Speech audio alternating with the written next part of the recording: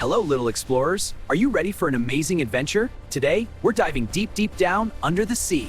Look, so many beautiful fish. They swim with their fins and love to play hide and seek in the coral. Meet the wise old sea turtle. They swim all around the ocean and eat yummy plants. Wow, it's the super smart dolphins. They love to jump and play with their friends. Can you make a dolphin sound? And who's this giant? It's the magnificent whale, the biggest animal on Earth. Don't worry, they only eat tiny little food.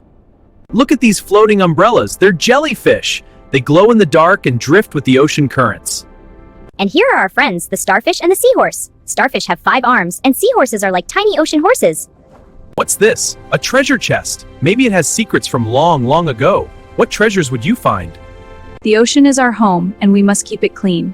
Let's make sure no trash goes into the sea to hurt our animal friends. It's time to say goodbye to our amazing ocean friends. They love their home and want us to protect it.